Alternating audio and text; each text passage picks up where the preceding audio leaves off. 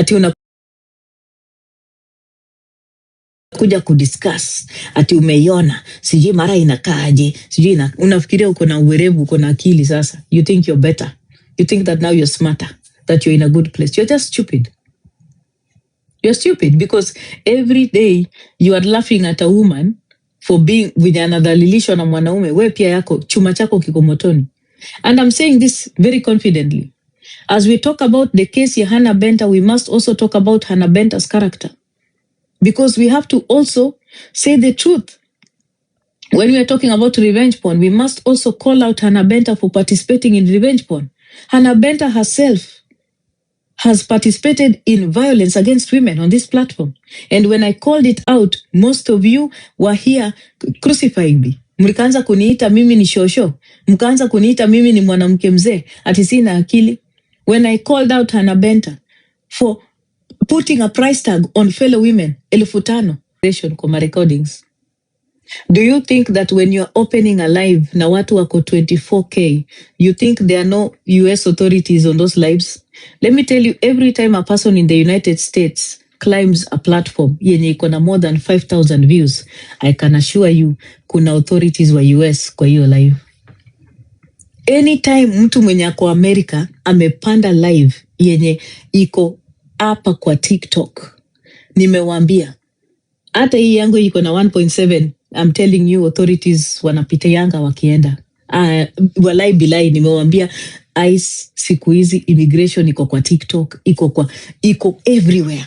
Iko kwa Facebook, iko everywhere. Nimewambia wako everywhere, they are watching, they are listening, and especially when a live gets visibility, wanasikiza hizo vitu. And then you think that you, with all that and the things that you say, because the things that you say is what comes to the FYP, then it becomes popular and people start paying attention. Even government agencies start paying attention that, ni nini inaendelea? Unasikia? Kila mtu ako TikTok hapa. Everybody. That is what happens. And those agents, those government agents wanakujanga hapa. Guys, munajua msichana mwenye alikuwa deported kutoka Seattle alikuwa deported kwa nini? The musician. Ebu, wenye wamejua hiyo story vile imekuwa, mmesikia vile alirudishwa Kenya, alirudishwa kwa nini? Si aliarrive hapa. Anaitwaje? Mbudia. The singer. Mwenye aliingia Seattle. Mumejua alikuwa, mumejua alirudishwa kwa nini? Unajua Phyllis alirudishwa kwa nini? Kwa sababu ya TikTok, Facebook reel yenye alikuwa ameweka. Do you guys know that? It is a Facebook reel that is not even hers. A comment that she made on a Facebook reel is what made her be returned home. Amjasikia hiyo maneno? Comment yenye alimake kwa Facebook reel ya rafiki yake mwingine about her coming huku, wakajibizana kwa comment, hiyo ndiyo alionyeshwa na ndio ilimrudisha Kenya. You need to stop fucking up, guys. I'm telling you. It's crazy. Things are happening on this platform that you need to understand. Every time you get a visa and you're coming to the United States, remove your Facebook, remove your TikTok, remove your stuff. Like, don't do these shitty things, bana. Ati mnaenda kukaa kwa platform. Naona Kiki anaenda kukaa kwa platform ati ana discuss marriage ya sister yake kwa platform yenye iko na 10,000 views. Uko na akili? Are you okay? Are you thinking? Do you know what it means right now? Because I'm telling you, Nani, please block Phyllis Juma from my life. Staki wajinga mavichopo block kwa platform yangu. Moderators, shughulikia itakataka na ibebe patipati zake na iende. Tafadhali, sina time ya ujinga. Thank you. Don't have time for that nonsense. Unasikia? So those are things that you need to be very wary of. Things are happening in the United States right now that you can't just be moving on social media saying some things and you think that they'll not be found. It's not even about the recordings. It's about the people who are watching and listening the lives. That's what usually happens. Authorities are all over. Kwani mnafikiria au authorities wakitafutanga ma child predators au watu wenye wanafanya hata trafficking wanawashikanga aje? Si wako hapa online. That's what usually happens. They're all over. So I don't understand how somebody goes to sit on a platform ya 10,000 people ati anaenda kudiscuss marriage na wedding ya dada yake. Stupidity. Those things don't make sense to me. Don't do that shit. Don't. And people are there talking about money that was paid to marry your sister. And then let me tell you something. The idea, and also the fact that, and I'm going to talk about Kiki because I want to link her with the nudes that were exposed. Bado sijafika hapo. The fact that now you also choose to put it on TikTok, ati mna stream live, alafu unatembea kwa kila platform ukiambia watu eti harusi inafanyika watu wakawatch. Alama ya dukuduku. Alama ya dukuduku. Why was Kiki desperate to make us know that the sister was having a wedding? Why did she want people to listen and watch the wedding? Why? There's something wrong with that. There's something not okay with that. It doesn't make sense to me. What is the connection with you wanting the visibility about the wedding? You can only want that to happen if you're either one, you are happy that they are married, or two, you're planning something sinister and you're trying to hide it so that it's not associated with you. Those two things. And I think the latter is correct in my opinion. So let us come to Hannah Benta because this is what I want to talk about. Let's talk about the revenge porn. First of all, a small snippet about revenge porn in Kenya. Revenge porn is a crime in Kenya, and revenge porn does not just involve nudes or sharing of nudes. Revenge porn also is the talking and discussing online about a woman's or a man's body in a way that is derogating. You don't have to see kinembe ya mtu ndio ikuwe revenge porn. Discussing somebody's body sexually with a aim to dehumanize and to harm them and to torture them mentally and to harass them, that is revenge porn. I hope you guys understand that because I needed to tell you people that. Because some of you think that kushare nudes peke yake ndio revenge porn. No. Revenge porn also involves you talking about people. Ile watu wanakujanga hapa kusema ati vile Rafmuli alikuja kusema ati nilikuwa nimenyonga na ati, nilinyonga na Mary Pretty. That is revenge porn. It's a crime. So you need to understand that. And also go and read the Computer Cybercrimes Act, the CCMA Act that was passed. Originally, it was for 2018. Then it was amended and then it was passed in 2025. Under the Computer Cybercrimes Act, revenge porn has specifics. That means it has autopsies that actually criminalize revenge porn.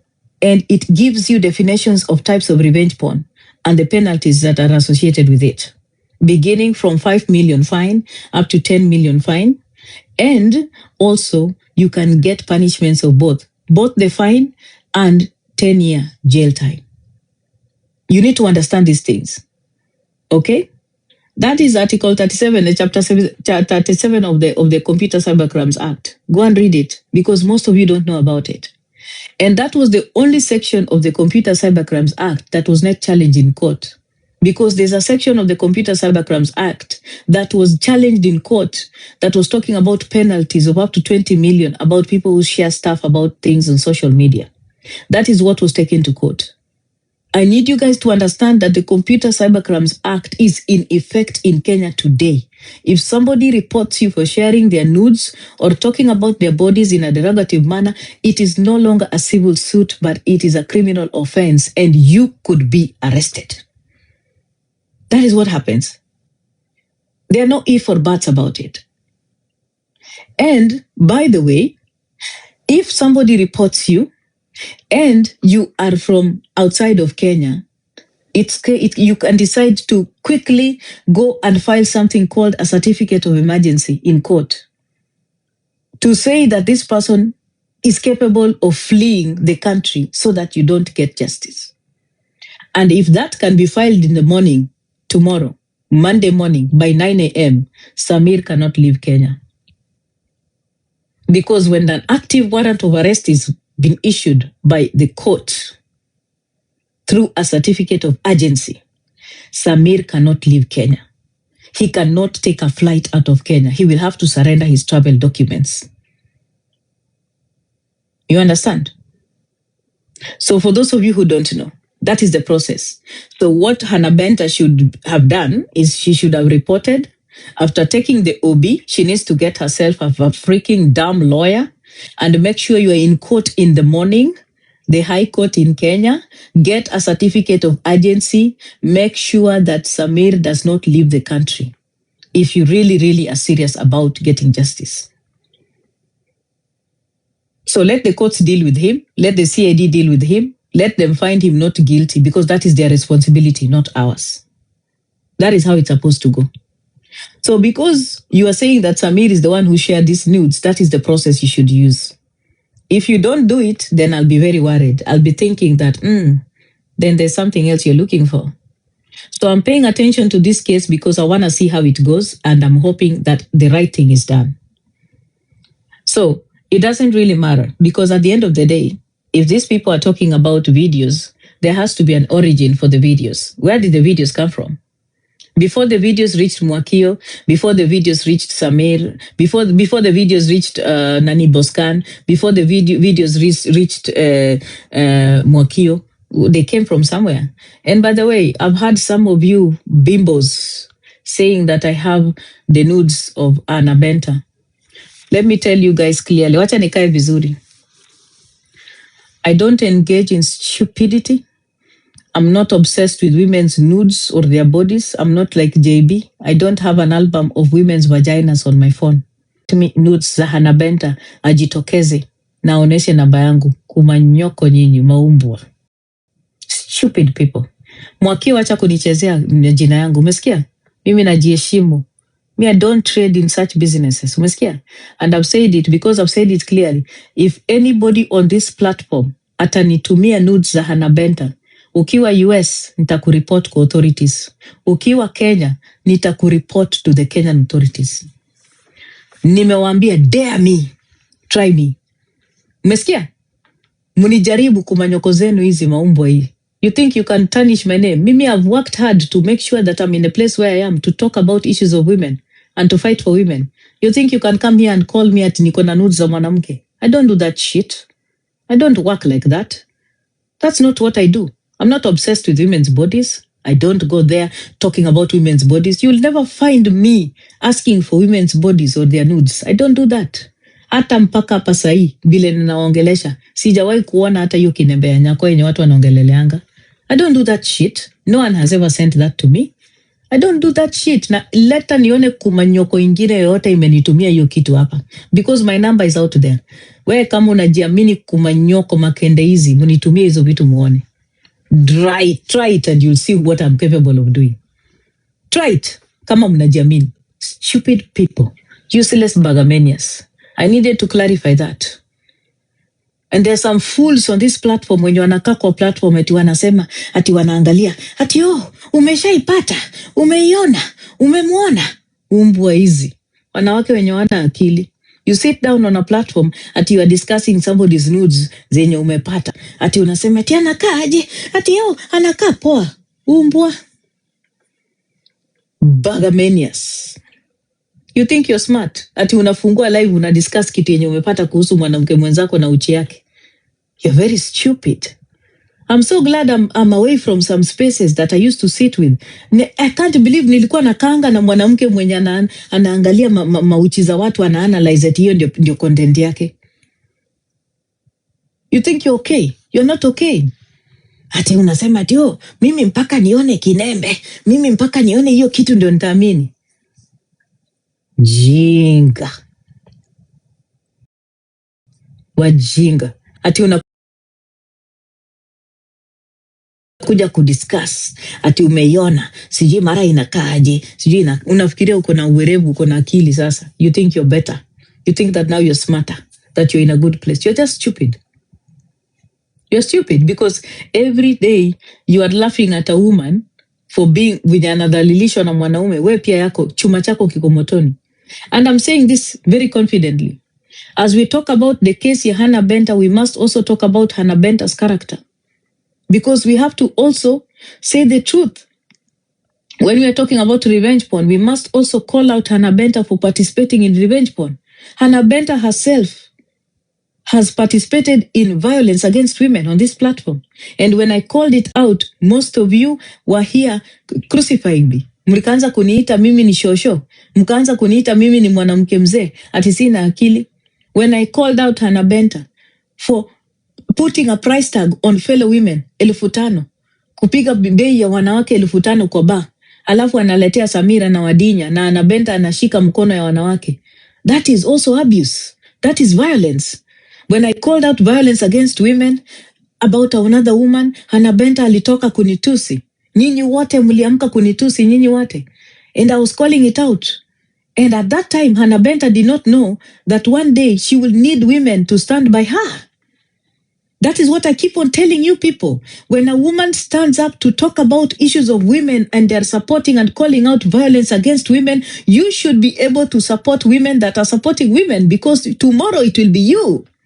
Kwa hivyo sahi Hanabenta ananiput in a very difficult spot, because mimi I stood by Hanabenta na Hanabenta amekuja kunitusi. Amekuja kunitusi kila siku hapa. Nilisimama na Hanabenta Samira alipokuwa akimtusi. Samira alikuwa ametusi Hanabenta hapa, nikakuja nikasimama na Hanabenta. Hanabenta akiwa analia kwangu kwa simu kila siku. Na huyo Hanabenta, the same Hanabenta woke up to insult me on this platform. And most of you are supporting her akinitusi. Si mlikuwa mnakaa pale kwa platform akinitusi? Hanabenta alifungua platform akachekelea Nancy ile wakati uchi za Nancy zilitoka. Mnataka nichezeshe hizo recordings hapa? It's because I respect myself. I don't want to continue adding salt to injury. Because what has happened has happened. Hanabenta specifically opened a live to laugh at Nancy because Nancy's nudes were shared. Akaanza kucelebrate akipa viewers.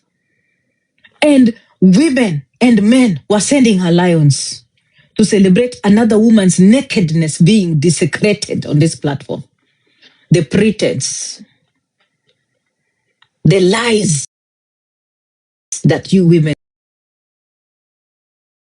thrive on this platform. Then today, that same woman wants us to gather emotion to feel pity. Me, I'm going to call you out. Hanabenta told us on a live that yeye na Samir na wanawake wengine wako na recordings 200 na uchi za wanawake. If I'm lying, correct me kwa platform hapa.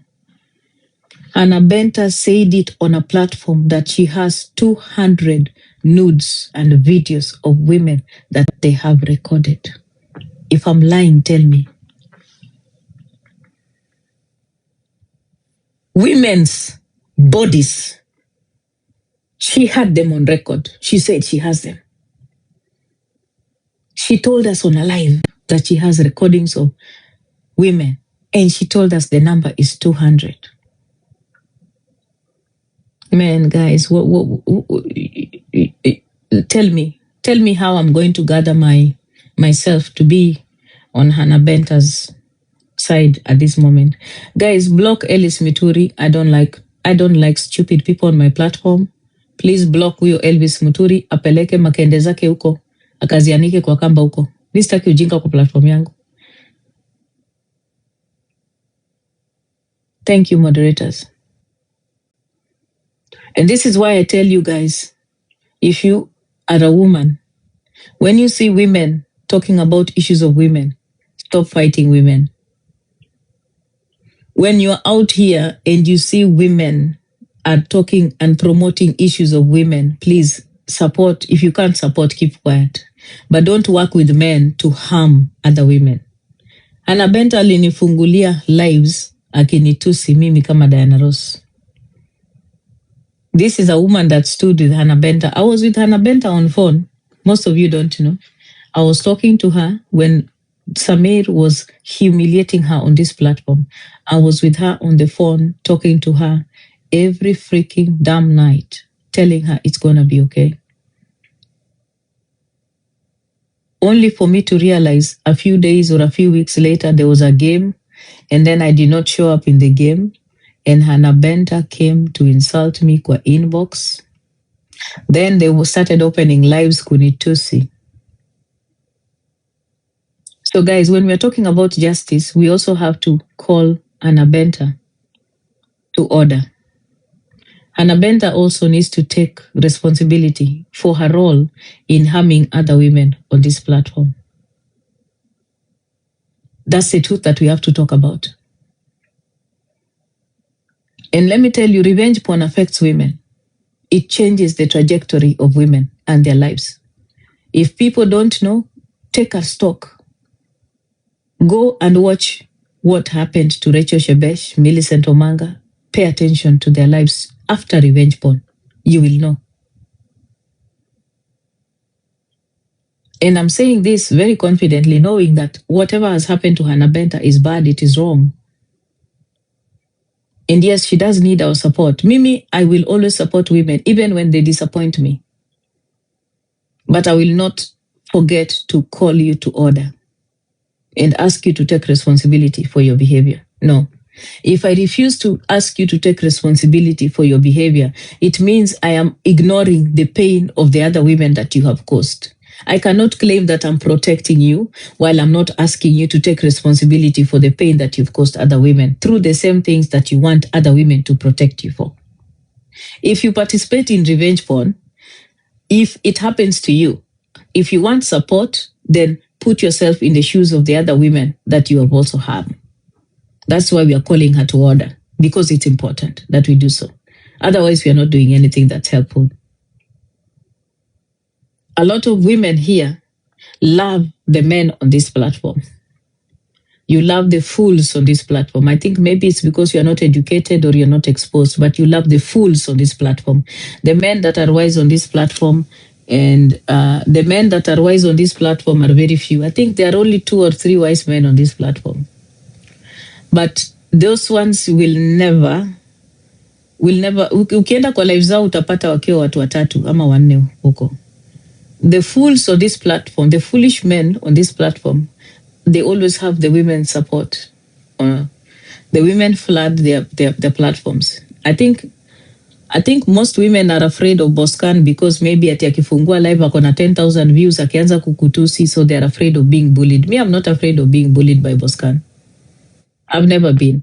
But I'm going to ask Boscan one thing. He needs to stop using Kenyan platforms to harm women. It is shameful. Stop pretending ati wewe ni kipenzi cha wanawake na wewe ndio unadhulumu wanawake. Wewe ndio number 1 wa kudhulumu wanawake hapa. Wacha kujifanya wewe ni kipenzi cha wanawake. Wewe si kipenzi cha wanawake. Wewe ni mtumishi wa wanawake, unatumia wanawake. Hiyo ndio kitu unafanya. Boscan has realized the weakness and insecurity and stupidity of Kenyan women and he's taking full advantage of it. So he likes to pretend that yeye ni kipenzi cha wanawake, anawaita bujubuju hapo hivyo, and that is how you people go and sit there, because at the end of the day Boscan is a person that has violated women in very many ways here. He's violated women. Story zote, let me match these things. TikTok inaniletea hizo vitu za kumachisha. All the stories about women na uchi zao zinaanzanga kwa platform ya Boscan. Wanawake wa Kenya wenye wanaanikwa kwa platform ya Boscan, guys. Stories za uchi zinatoka kwa platform ya Boscan. Zote. Stories za manyumba za kuvunjika zinatokanga kwa platform ya Boscan. Zote. Kutoka kwa Miss T, tukaenda kwa story ya Kolo, tukienda kwa story ya Nyako, zote zinaanza kwa platform ya Boscan. I want to ask you guys, kwa platform ya Boscan, why is it that he is the only person that anapatanga stories za watu, za mauchi za watu na kuanika watu? Story ya Nyako ilikuwa huko. It's not a coincidence, I'm telling you. This person is using you people. And that's just the truth, na si uongo. And again, I'll say one thing. Kama Boscan anasema yeye ni kipenzi cha wanawake and that he cares for Hannah Benta, why did Boscan send the video? Why did he send the video to Hannah Benta? I'm asking you people. If you care for me, na umepata video yangu uchi, unanitumia? Ebu niwaulize comment section, hata kama mimi ndio mjinga. Ukipata video yangu uchi, mahali niko uchi, umepatiwa na mtu, do you send it to me?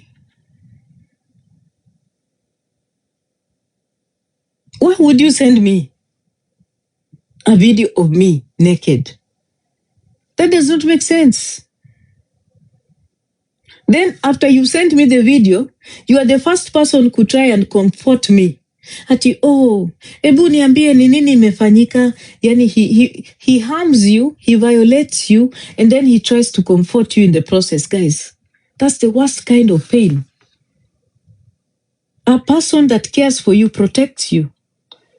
If I care for you, I will protect you. I will not share with you things that are harmful to you. I will not share with you things that are painful. Eti alitumia nani? Alitumia Candy Diana. Now, guys, kama Candy Diana alitumiwa video ya Anna Benta, then hapa US, Candy Diana should be reported. Because she accepted the video, that is video sharing revenge porn in the US, which is a crime in America. If Candy Diana ana claim eti anafaa kuwa anaenda kusaidia Hannah Benta ama anataka kureport, she does not need the video on her phone. She doesn't. Kama yeye alikuwa ametumiwa hizo vitu, Candy Diana is also guilty of revenge porn in America. Because hafai kutumiwa hiyo video, hafai kureceive, na kama amereceive anafaa kureport ya kwamba amereceive revenge porn material. She needs to report. She should not sit with it. Eti sasa hiyo ndio evidence anapeleka kwa polisi. No, that is wrong. She should not do that. That is criminal. It is wrong. She should not do that. That's the truth I'm telling you. So hiyo story mnakuja kusema hapa eti Candy Diana alitumiwa, yeye kutumiwa na hajaireport mpaka sahi, it means there is a problem. She's okay with that. That is revenge porn. That is harmful material to another person. That is evidence about another person being harmed. You cannot keep it. Even if Hannah gave permission, Hannah has no right to give permission for her nudes to be shared. That is still revenge porn. It does not make sense. Mnasikia? The transportation of that video from Boscan to Candy Diana is revenge porn. It makes sense. It doesn't make sense, guys. That's not what the law says. Doesn't make sense. Those things don't work things don't work that. Ndio maana naambia mnakuanga vichopomblo kwa hii platform. Mnakuanga bimbos kwa hii platform. You don't need somebody's video to prove there is revenge porn. You don't. You don't do that. That's not how it works. Hata mapolisi wakiripotiwa, mapolisi hawatakangi hizo video. Police simply just go to the phone network to prove that there was some content that was sent. That's what they do. If you share, if you move it from one place to another, you're part of the problem. You're part of the people that are doing revenge porn. That's what you're doing.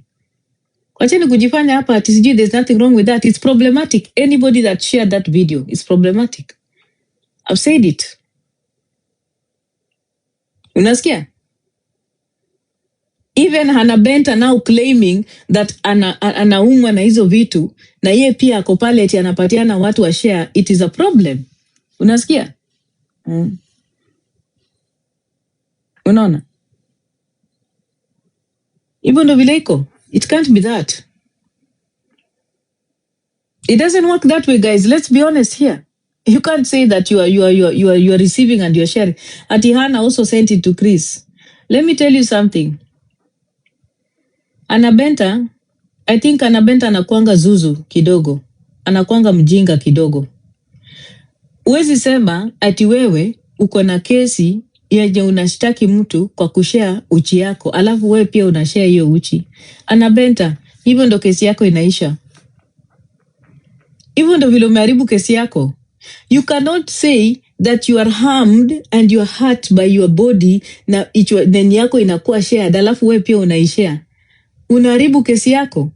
That is how the case is going to be over, because the person mwenye unamshtaki ataenda kotini na aseme, but your honor, this video, the person that is complaining that she's being harmed by this video, he's been sharing it.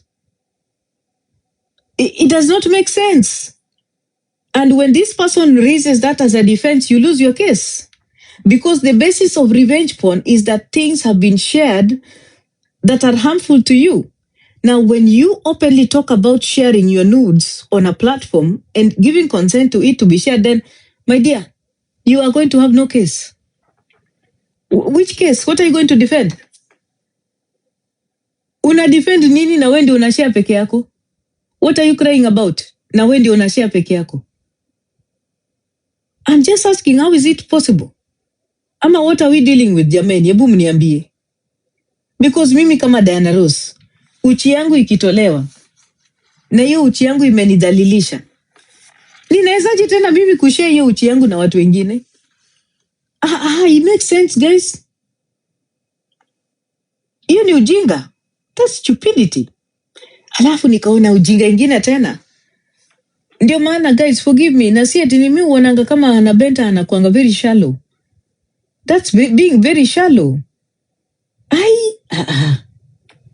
Hapana, hapo hainimeki sense guys. Hapo wacha bibi kichwa yangu hii ni gonge kidogo. I make sense.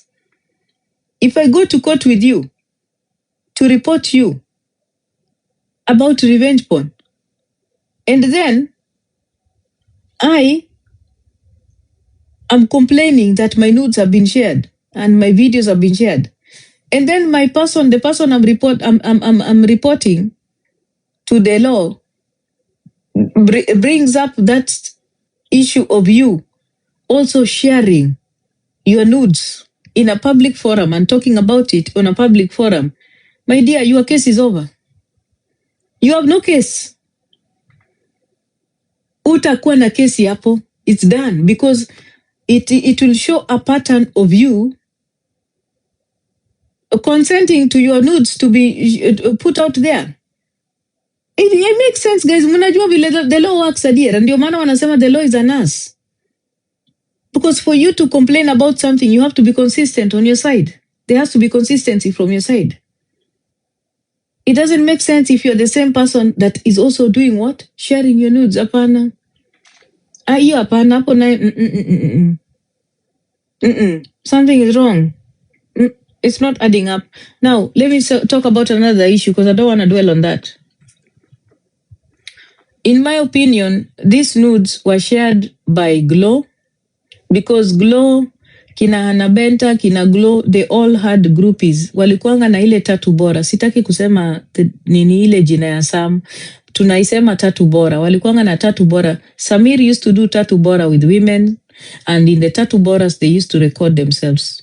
So I believe that Glow alituma video kwa Kiki, na Kiki akatuma video kwa Mwakio, na Mwakio akatuma video kwa Boscan. That is what happened.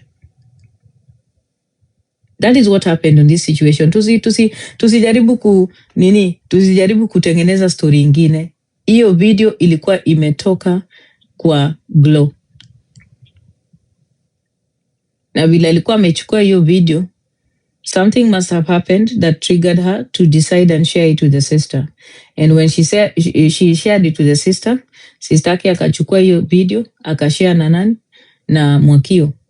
And we could see there's a recording of Mwakio actually talking about sharing the video with a pseudo to Boscan, and Boscan was reacting to it on a live when it was being shared. Tumeelewana? And that does not mean that Samir is not guilty. The fact that Samir chose to continue keeping those videos on his phone is very problematic, especially the fact that he's also getting married. When you're getting married, you should be deleting all nudes of other women on your platform or on your phone. Why are you keeping them? You understand? So, when that is the pattern of how this thing moved. And now the only problem we have here is what is the motive of these videos being shared at this time? Because there has to be a motive. There has to be a reason why the videos were being shared. I don't think that hii harusi yenye Samira alikuwa amevaa koti ya grey na kofia was so good that somebody felt uncomfortable enough to try and spoil it. No. Na hata kuharibu haingekuwa inaharibiwa na Glow mwenyewe. Glow haizi haribu harusi yake mwenyewe. If she liked it, if she and Kiki pia, but let me tell you something. This is what I want to tell you. This is what Diana Rose's analysis of the whole thing. I believe because mimi nimeongea na Kiki and I was talking to Kiki on the run up towards this wedding. Mimi sikujua kulikuwa na wedding. And I know that Kiki alichukia Samir kwa sababu ya vile Samir alikuwa na treat sister yake. The sister was in a very bad place mentally. Alikuwa karibu hata kujitoa uhai. Mimi nilikuwa kwa maisha ya huyo msichana tukiongea na yeye. I believe that Kiki decided to share those things so that Samir can get arrested in Kenya, so that she can deal with Kenya in ground yenye anaelewa. Mimi ndo amtanitoa hapo, because Kiki ako Marekani. Kiki anaelewa rules za immigration, anajua Samira hizi leta dada yake Marekani. But Kiki alikuwa anataka opportunity ya kulua Samir akue karibu mpaka abelieve ya kwamba ako on his side, alafu amweke karibu watengeneze mpaka, because Samir is not a person that he can easily trust. They had to do work for them to trust, get the trust ya Samir. And the work they needed to do, organize a wedding, pay for the wedding, make sure that Samir, gains their trust. That's what Kiki did. And I believe that this whole issue about Samir, it is Kiki gaining revenge for her sister, because she almost lost her sister. Yes, that is what has happened. Hizi stories zingine mnasema hazi make sense, because for me, this one makes sense. Hata mkijaribu kuangalia what is the motive behind somebody kutoa nudes za Anabenta sahi. What's the motive? Because another angle you can look at it is Anabenta ndiye alirelease nudes peke yake. Na Anabenta kama amerelease nudes peke yake, Boscan angesema angetumia nani? Anabenta angekuwa shocked ati hizo ni zake zenye amekuwa na nani? Amekuwa na Samir peke yake. So this was a well orchestrated plan to make sure Samir learns his lesson, because Samir did not learn his lesson here in the US when he first was arrested, because the people that were organizing the arrest ya Samir walikuwa mavichwa pomblo. Akina Mintotos walikuwa shallow-headed women that were acting out of emotions. Walienda wakadanganya Nancy ya kwamba eti ajifanye eti anataka kujiua, so that it was a case of emergency. So when the case was brought here in the US, when now the facts were brought into the table, one thing about TikTok, and I've always told you, that TikTok, very difficult to cooperate with authorities. If you say that someone has shared your nudes on TikTok, the authorities have to get verification from TikTok that account was actually yours and that you are behind sharing of the nudes. TikTok is very big on data protection. It does not give consent for the data on the people who are users on this platform to be given in any way, shape, or form. I'm telling you, these digital, platforms, social media platforms are very strict on data. They don't provide it. They don't cooperate with the police that easily. So that is how the case was dead on arrival. Because how are you going to prove that it is Samir that shared Nancy's nudes? How? Just because there's a recording. There's AI. People can manipulate anything. People can choose to say that it's Diana Ross behind this camera, but it's not Diana Ross. Somebody else can be behind it. They've used my image to manipulate things. So that is why TikTok is needed to verify the identity of a person behind an account. And it takes months and months, and it takes a lot of work. So you have to prove that it is Samir that shared. And that's how the case was dead on arrival. And because Mavichwa Pomblo walikuwa involved. Mavichwa Pomblo walimdanganya ati aende alie ati anataka kujiua. Nancy went akajidanganya ati anataka kujiua, wakabebana na hizo vitu wakaleta hapa. Then that's why there was a 200 bond on it. It was useless. The evidence was useless. The evidence was stupid. The people that were orchestrating the things behind it was stupid. They're thick-headed bongo heads that didn't know anything about the law and how to do it and how to make sure Nancy got the justice that she required. And that's how it ended up being thrown out. Useless case. And it was even expunged from Samir's record. So fools sat down and decided to use social media to sensationalize an issue. At the end of the day, there was no justice for Nancy. Where are we now? The same fools, I still see them masquerading on this platform, claiming that they want to help Anabenta. I laugh at you people sometimes. I see how you behave on this platform and I'm like sick. That is how Samir case was gone. It was thrown out. So today, Kiki has the opportunity to deal with Samir on Kenyan ground. And I can tell you, boy, oh boy, when I tell you Kiki has connections in Kenya with the police, let us wait for the tea that is coming. From Monday, you're going to see the drama rolling as it should. I believe I am at for at least 20 years. because she's realized that the sister cannot live without him and he's abusive. So she wants to get rid of him. That's what she's going to do. And poor Samir, because he had records of all these things on his phone, I don't know how he's going to get out of it. I don't know how he's going to claim that he's not the one that is the original source of those videos. Because he actually is.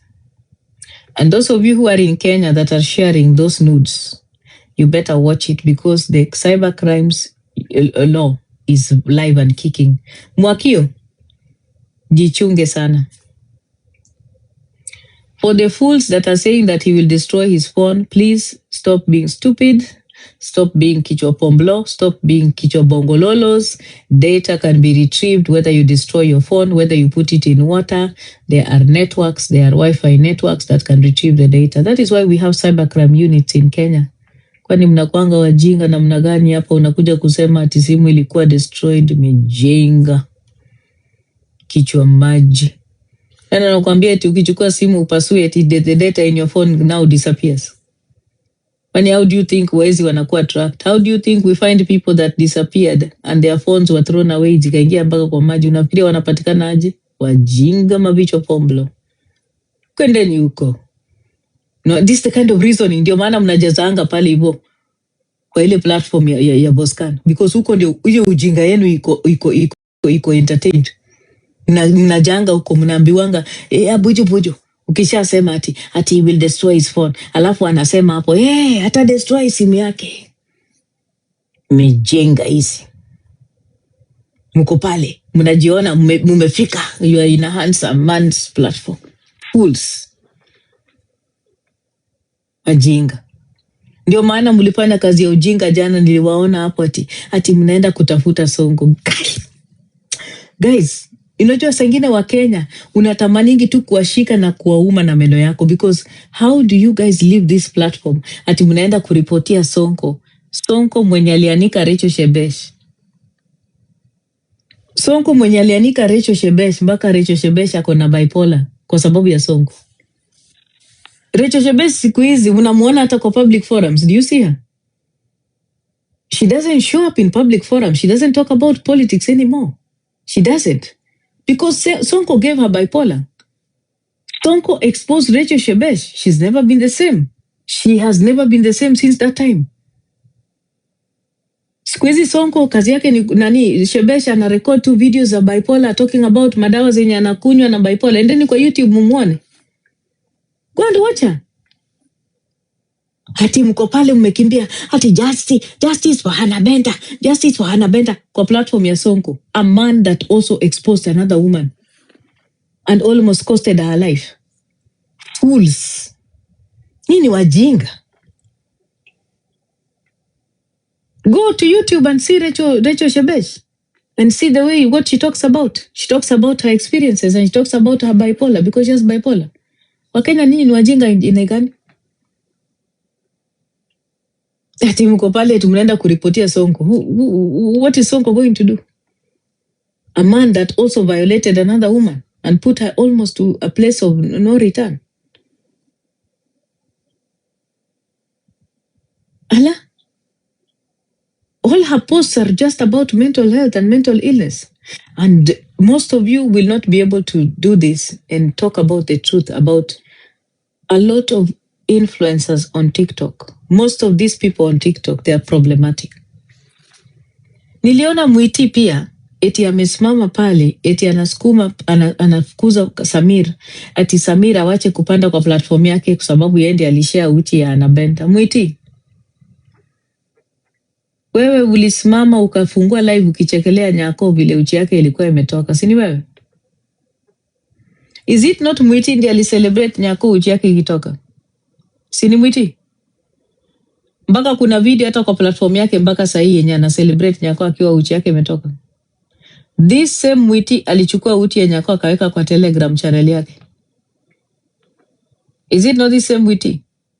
Huyu same Mwiti alienda akachukua recording ya Chira akiwa anaoshwa matako kwa mochari akaweka kwa channel yake ya nini? Ya Telegram. These are the people you're telling me are for Hannah. They're the people that are pro Hannah Benta. The whole platform that was yesterday making noise about Hannah Benta, the whole platform were also rejoicing when Nyako's nudes were released. The same group of people.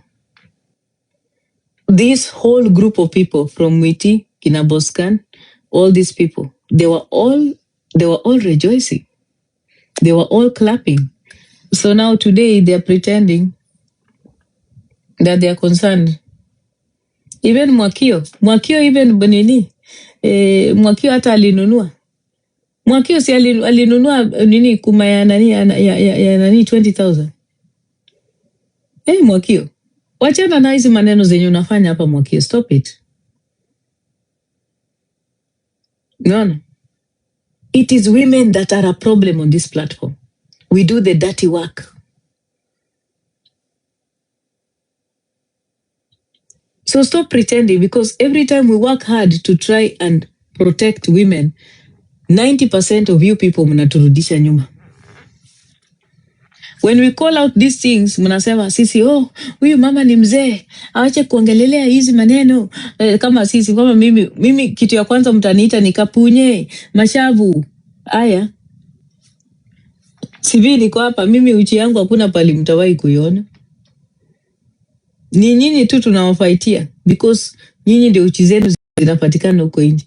Mimi niliwaambia kuma yangu ni kubwa, hata iwezi inafunika kamera ya simu, uwezi hata uwezi ni nono. Ukiweka hata mtu akitaka kunyonga na mimi, it will be black. Ukitaka kurecord, mwanaume akitaka kurecord eti ananyonga na mimi, kuma yangu inafunika screen yote because ni nono. Imejaza simu yote, hakuna kitu utaona. There's nothing to record. Simi ni kapunye. There's nothing to record, because ukienda hapo tunaenda unanyonga na mimi, first of all, kuma itajaza camera. It will be black. What will you be recording? Black. What will you be sharing? Black. Ni nyinyi ndio mnajiona nyinyi sio makapunye, ndio makuma zenu ziko hapa kwa TikTok. Zinakuwa shared. Si ndio? Mko na mwili petit, nyinyi sio makapunye. Eri ni kuwe kapunye, my friend. By the way, nani amewahi ona mtu kapunye mwenye ameanikwa? Makuma yake iko nje inaonekana. Hakuna, ni ngumu sana. So guys, on this particular issue, we have to be very, very realistic and know our roles as women and the things we have done on this platform to promote the violence against women, the online violence against women that is continuing here. We have been part of the problem. We are part of the problem, and we need to acknowledge our role and the things that we do on this platform that are encouraging violent men to harm us as women on this platform. And I'm saying it again, it just makes me sad when I see women supporting men that are violent against women on this platform. Hata hii live yangu nikifunga hapa sasa, utaona watu wenye watafungua live wakifanya analysis yenye ko opposite. Because they don't want to accept the truth. They will all open their lives and start talking negatively about Diana Ross. While the things that I keep on telling you come to pass here every day. Every day, it will always come to pass, the things I've been telling you here. And I told you very well when I was talking to Hannah Benta the last time, I told her for the sake of posterity, she really needs to do things differently. Right now, she's a new mother, she has a child, but she's out here now, inabidi atafute justice. Ako na mtoto mdogo. We would not be here today if she paid attention to what I talked to her when she was first violated by Samir. Atungekuwa hapa leo. Angerudi kwa Samir, atungekuwa hapa leo. Angesikiza kitu nilikuwa nimemwambia, atungekuwa hapa leo. But most of you don't listen to what sometimes some of us tell you. And when we caution you, you don't listen. Munaona ni kama we are against you. We are not. We see things that you may not see. And I keep on telling you guys as women, a man that is violent will always be violent. A man that is abusive to women will always be abusive. Hakuna kitu yenye itafanya mwanaume ako abusive, akuwe better to you. Mwanaume mwenye anaweza kupiga mwanamke mwingine, anaweza kukupiga hata wewe. You are not better than that other woman that he beat up. You are not. You're not better, you're not special. Kama anaweza kutoa uchi ya mwanamke mwingine, hata yako anaweza kutoa. Wakati uchi ya Nancy ilitolewa, Hannah Benta alicheka, tukamwambia Hannah Benta, you are next. Hakutuamini. It has come to pass. Si tulimwambia ako next na akasema Samira hizi share nudes zake. Leo tuko wapi guys? Si tuko hapa? Na nimeona watu wengine wakiongelelea issue ya mtoto. Guys, let me tell you something. The issue of the child is not relevant to this whole situation. Unasikia? It's not relevant to this situation. Hannah Benta amekuwa kwa hii platform, ametuchezea vichwa mpaka vichwa zetu zimechoka. Mara mtoto ni wa Samir, mara mtoto si wa Samir, mara mimba sio ya Samir, mara mimba ni ya Samir. Guys, we have invested a lot of energy and emotions on this thing for no reason. Right now, I think the best thing we need to do for ourselves as women is start loving ourselves. Let us start loving ourselves. Hizi vitu zenye wanafanya hapa kwa platform, these content creators, I'm telling you, most of these people are unemployed, but they're living large. Where are they getting the money? How are they sustaining themselves? Niliwaongelesha hapa sometime back nikawambia by December Cindy atakuwa ameisha. Mnaona vile Cindy siku hizi anakaa? Hamkuniamini, si mlisema mimi ni mchawi. Cindy anakaaje siku hizi? If you look at Cindy today, is it the Cindy you used to know? Kila mtu amemtoroka. Mtu yote mwenye alikuwa anampatia pesa amemtoroka. Cindy ameisha, amebaki hivyo. How does she look like today? It's because you cannot keep up this lifestyle that even kina Hannah Benta want to have on social media. It is not able. You cannot sustain it. So they are constantly going to be making up stories, making up stuff, bringing up issues all the time so that they can raise money to keep up with their lifestyle. That's what's happening on TikTok. Na nilisema mboka ya TikTok imeenda mrama. Imeenda mrama mpaka imefika mahali watu walichoka na kupigana kwa lives kutengeneza content, watu wakachoka na kuzungusha mboro kutengeneza content. Na ni King Master karibu mboro yake ianguke akizungusha hapa. Na wacheni niwaambie, the next thing we are gonna be dealing with here ni wanawake na wanaume kujitoa uhai, kwa sababu watakuwa wamefika mwisho. Collins alijaribu hata kuuza kukua person X, wakatoa uchi ya bibi yake baada hakupata pesa ya kutosha. Imagine familia inatoa uchi, wanajitoa uchi. Collins akajaribu hata kujianika paka kwa Twitter. Akaenda akaweka nini? Chuma kwa kolongi yake. Akaweka kifagio kwa longi yake ndio ikuwe eti ni mboro kubwa, ionekane ni mboro kubwa kifagio. Bado hata hiyo mboka haikuingia. King Master aliweka amezungusha mboro yake kwa TikTok.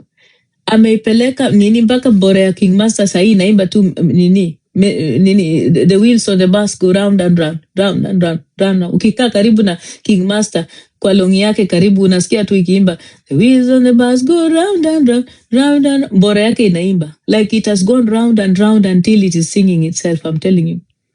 Still mboka imekataa. Nothing is coming out of it. Cindy amejaribu everything. Alijaribu kupigana na King Master kwa live, akajaribu story na mimba, akajaribu kuenda kwa mto kuoga na mawe. There is nothing, she has tried everything. Amejaribu kuzika mabishop ati ni baba yao, amejaribu kuleta mpaka mboka ya Nyasumbi na Nyasumbi alikuwa tu Kenya. It has not worked. Amejaribu everything on the book. I've told you, wako kwa mteremko. Mteremko ikianza, my friend, there is no stopping. Right now, the content creators on TikTok ni kama train yenye inaenda chini na there is no brakes. They are going to crash. You will see them all disappear. We are going to have a new breed of content creators here that will no longer be obsessed with, with coins and the things that are happening here. The desperate measures that people, guys, the gifters that used to be on TikTok, wako wapi? Where are the gifters that used to be on TikTok? Si tumeona all the gifters that were on TikTok wote wametengeneza game. Chekesha. Ikifika mahali gifter wanatengeneza game, ujue tuko kwa kipindi cha lala salama. All the gifters kwa hii platform wametengeneza games, wako na njaa, they are struggling, they are all in a bad place, they are all broke. I've told you, they are looking for money, all of them. Sijui kama Nyakwarjaneko siku hizi yako sawa. Kuna wakati alikuwa anapiga nduru every night anapiga nduru mpaka Nyakwarjaneko akaanza kukua na misuli kwa nywele. Nani nywele ya Nyakwarjaneko ikaanza kukua na muscles. Her hair started having muscle. Her hair, nywele yake ilikuwa na misuli. Mpaka makucha za Nyakwarjaneko zilikuwa na misuli, makucha. Because amepiga kelele the whole night. She's developing muscles in areas where she should not even have her muscles. Unasikia? There is no mboka. Still no money coming in. Unahisi ameisha siku hizi. Huyu mwenye alituletea mtoto mwenye amekufa Watemu. Peter Kioi yako wapi? Peter Kioi alijaribu mpaka kuua mtoto. Akaenda mpaka kwa mochari. Akaenda mpaka kununua masanduku. Kwa nini? Bado haikutosha. Mary Linda amelala kwa sewage. For how long? Mary Linda anaingia kwa maji, kwa sewage, anaingia kwa choo, anasugua meno na mavi, anakula kila kitu. Mboka iko wapi? Imefika wapi? Mary Linda ako kwa sewage every day. Unasikia? Hapa hakuna kitu watu hawajajaribu. Watu wamekuwa mpaka hapa na cancer on Monday na wanapona cancer on Saturday. What have people not tried? Watu wamekuwa na cancer asubuhi na inapona jioni. Hapa tu kwa hii platform. What has not happened on this platform here that mnasema? People have become desperate. Gifters have now become the thieves on this TikTok. Sima gifter wamekuwa wezi. Wengine pia hapo mara Christmas hamper. Hamper ikatokea 2 peke yake. Hatujawahi ambiwa result ya hamper. Gone with the wind. Nobody. Unasikia? Imefika mahali Christmas hamper ni watu 2 pekee wanatoa 5,000. It is gone, my dear. Watu wamejaribu kila kitu mpaka kuleta manyumba mzee za watu zenye zilikuwa huko wameleta hapa. Ati hii nyumba sijui kina Meripuriti wameshalipa hii pesa ndio hii inaendelea. Nothing. No money. My dear guys, people are being desperate. Malisafi amejaribu podium. Podium iko karibu kupasukia Malisafi, guys. The podium is almost exploding on our president. There is no money. A whole president with a podium. Guys, simunitumia Lion de Kitele. Nothing. Ombewa naye amejaribu kila kitu, guys. Vile mashule hazikufanya, akajaribu mashamba ya Temu, akaibia watu mapesa. It did not work. Everything has gone. Bongololo sibebidi abebe bagi yake ameenda nyumbani kwenda kukaa na mwanaume wa Temu. Sahi hata content yake haishiki moto. Unajua ameenda kutafuta nani? Ati Zuchu. Akuwa akifanya content na Zuchu. Desperation has hit TikTok Kenya platform, guys. Unasikia? Vitu zimekuwa mbaya hapa. Hata kuona Rose ni kuzungumukuti. Mwana? Vitu saizi ni mbaya. Nimwambia watu wamekuwa, they've tried everything. People have tried. Cinderella naye. Cinderella si aliwaambia ati mpaka ati ameshalala na Wetangula. Guys, we are in a very difficult place where mental health issues are important. I've told you. Umesikia? Hapa hivi tumefika mahali content creators wanasema wamelala na Wetangula, wataanza kusema walikuwa na Ruto jana. I've told you mental illness has hit Kenyan TikTok platform. Na kama hamtakuwa careful, mtaanza kuzikana hapa. Nimewambia. I've told you. Na ni pia MC Chris. Vitu zimefika mrama. Mara ajui hata mjina ya mtoto mwenye anachangia pesa. Ajui jina ya mama ya mwenye anachangia pesa, lakini amechanga mamilioni. Things are not looking okay, guys, on this platform. I've told you. It's not normal. Chinedu naye ati Chinedu anapewa congratulations ati amenunua manyumba. Guys, manyumba za Wasomali ndio amepewa contract ya kuonesha. Saizi itachukuliwa sote na serikali, atawaonesha nini? Hata hiyo nyumba anabenta anaonyesha sio yake. I've told you, these are people just promoting homes that are being built by the thieves that are stealing money in Kenya. Kawira naye si amengoja Kanyari amuoe. Until the sun has set, nothing has happened. A young girl, a young woman who should be using her head, She's still waiting for Kanyari to marry her up to now. Atangoja Kanyari mpaka the hair in her armpits become white. A mad young woman just going bonkers. Where is Tizian, guys? Tizian alienda wapi? Aliolewa na mtu, sijui penye alienda. Somebody like nani? I don't even know. These people, I don't even see them anymore. Unasikia? Someone like Rachel Otuoma, hujui kama anajua kama leo ni Tuesday ama ni Wednesday ama ni Thursday. She's completely confused. She's lost the track. She doesn't know what tomorrow is or today is. Yani ujui hata aeleweki kama anaenda mbele wala nyuma, ujui anaenda wapi. It's abnormal. Watu wamekuwa desperate. Kolo Sumana siku hizi maisha imempiga, ameacha kukula watermelon 20. Mmemuona Kolo na watermelon siku hizi? There is no more money for watermelon, I've told you. There is no money for watermelon, hawezi kula. Unasikia? Nyako siku hizi amerudi kwa siasa because mboka ya TikTok IGP. She's trying to be a political analyst, my dear. Things are not working anymore. No more heart problem. No more lack of oxygen. Hakuna. It's all gone. Nani aliona? Tumefika mahali hata Fanush anafanya game na anapata 29,000 coins. Chekesha.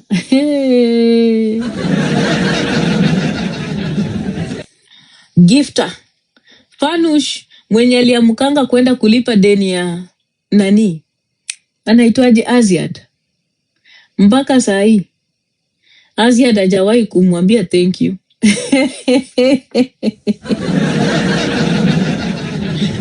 Alafu ujue akaenda akatengeneza game. Ametengeneza game, alafu Wakenya nao ni Wakenya. Wakenya did not show up. Wakapatia Fanush 28,000, 29,000 gold coins. Guys, we are in a difficult place. We are in difficult place. Imefika mahali wanawake imebidi wanakuwa lesbians pia. Women are getting into relationships on TikTok for 5,000 Kenya shillings. Watu wanatumana mabra na mabloomers because the people are hungry. It is poverty that people are fighting. Poverty is the enemy. Unasikia? Ona Becky Akinyi, a woman with a gorgeous body, bada ana mwelekeo. Ajui ende wapi, ajui kama ataongea na huyu ama asiongee na huyu, ajui. Baba Talisha naye amelaaniwa. Baada ya kukula pesa za Chira kwa matanga, na nimesema confidence alikula. Unaona vile amekosa mwelekeo siku hizi. Ujui kama anataka kukua bishop ama anataka kukua Paul Bearer ama anataka kukua nini, wale watu wenye wanasindikishanga watu kwa kanisa kama wamepatwa na msiba, wale wakushika wanawake wajane. Ujui stand yake. Githai yako wapi? Matusi penye alikuanga nazo amezipanga nazo kila siku. Look at Sandra, a young girl who should be living her life and doing well with herself. She's getting lost in alcoholism. Gone with the wind. Njugu Karanga, another mad person. Kesi ya yenye Jacqueline alifungua ya pasta mwenye alikuwa anabaka watu ilifika wapi? Mliangalia ilifika wapi?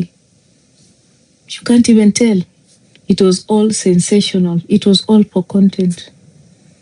That is what TikTok is all about. And when you talk about these things, when you call it out, they tell you are a hater. Ati uko na chuki. Wewe mama anakuanga na chuki. You don't want to hear the truth. Won't be done.